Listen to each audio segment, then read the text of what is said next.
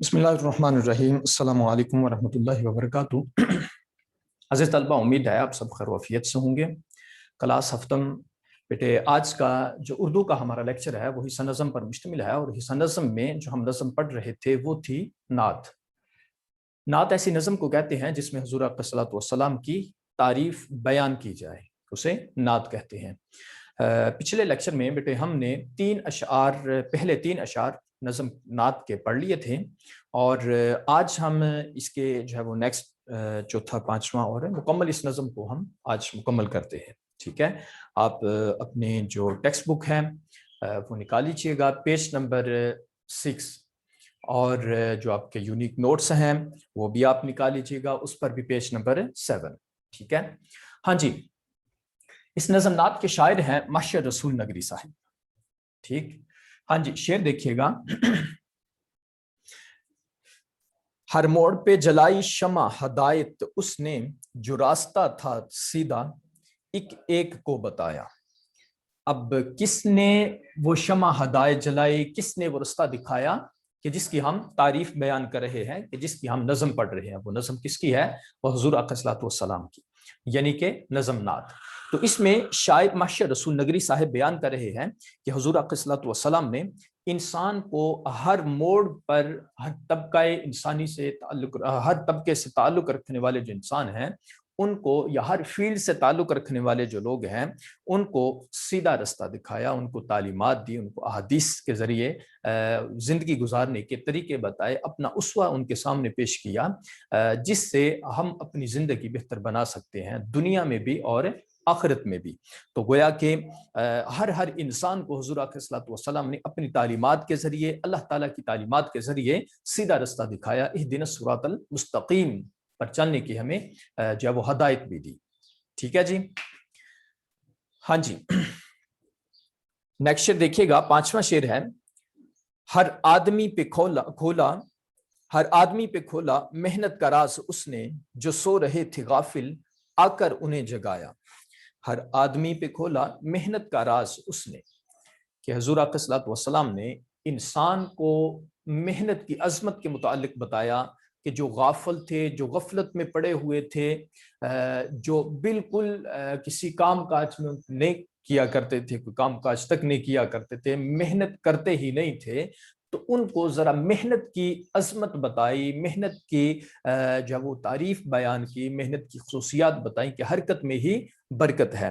तो इस एतबार से फरमाया कि जो मेहनत है उसमें बहुत बड़ी ताकत है, और मेहनत ही से इंसान जो है वो अपनी ज़िंदगी को संवार सकता है। वो जितनी मेहनत करेगा उतना उसको उसका फल भी मिलेगा, उतना उसको फायदा भी होगा। तो गोया कि यहाँ शायर बयान करते हैं कि हुज़ूर अलैहिस्सलातु वस्सलाम ने जो गाफिल लोग थे, जो गफलत में पड़े हुए थे, उनको मेहनत की अजमत के मुतालिक बताया, ताकि वो मेहनत के जरिए अपनी जिंदगी को संवार सके। ठीक है बेटे, हाँ जी। नेक्स्ट शेर जरा देखिएगा, मैं जरा लिख दूं जी बेटे। छठवां शेर देखिएगा जरा। छठा शेर है कि शोले भड़क रहे थे दुनिया में कुफ्र शर के, इंसान को उसने आकर इस आग से बचाया। शोले भड़क रहे थे दुनिया में कुफ्र शर के, शोले भड़क रहे थे कि फसाद बर्पा हो रहा था बहुत ज्यादा। जब वो फतवे लग रहे थे, तरह तरह के कुफ्र शर के फतवे लग रहे थे, जंगें हो रही थी, कत्ल गारत हो रही थी।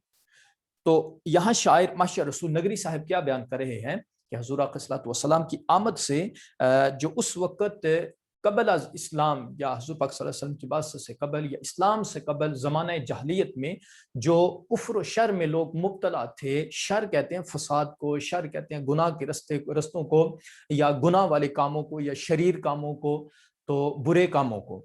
तो गोया कि जो लोग कुफ्र शर में पड़े हुए थे और उनकी जिंदगियां इसी में ढल चुकी थी, तो आप सल्लल्लाहु अलैहि वसल्लम ने आकर उनको उन शोलों से, उस आग से, कुफ्र शर वाली, जहालत वाली, या फितने फसाद वाली, लड़ाई झगड़े वाली, कत्ल गारत वाली उस आग से निकाला, और सुकून वाली दारुल अमान में उनको क़याम दिया, ताकि वो अमन के साथ रहें, सुकून के साथ जिंदगी बसर करें, अपनी इबादत सुकून के साथ करें, आज़ादाना इबादत करें। ठीक है, तो गोया कि हुज़ूर अलैहिस्सलातु वस्सलाम نے آ کر زمانہ جاہلیت کی رسومات کو آہستہ آہستہ ختم کرتے کرتے پھر مسلمانوں کو، لوگوں کو، اپنی قوم کو سیدھے رستے پر لاتے لاتے ان کو امن کا گہوارہ بنا دیا.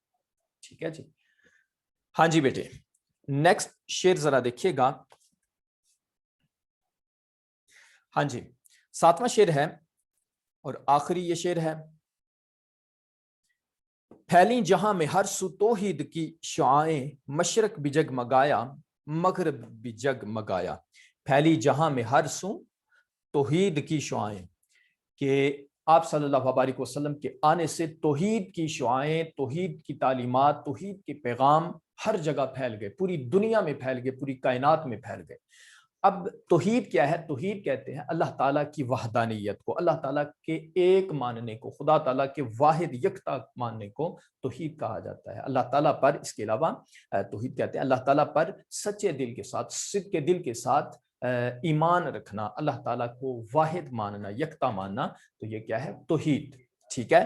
تو گویا کہ حضور پاک صلی اللہ علیہ وسلم کے آنے سے، حضور پاک صلی اللہ علیہ وسلم کے آنے سے توحید کی جو شعائیں ہیں وہ پوری دنیا میں پھیل گئیں، مشرق تک، مغرب تک، اور شمال سے جنوب تک، ہر پوری کائنات میں حضور آقا صلی اللہ علیہ وسلم نے جو اللہ تعالیٰ کی پیغام پہنچائے اور اللہ تعالیٰ کی وحدانیت کا لوگوں کو درس دیا، تاکہ وہ شرک سے نجات حاصل کر کے، شرک سے نکل کر وہ صرف اور صرف خدا تعالیٰ کی ہی عبادت کریں، صرف اور صرف خدا تعالیٰ کے سامنے ہی سجدہ ریز ہوں.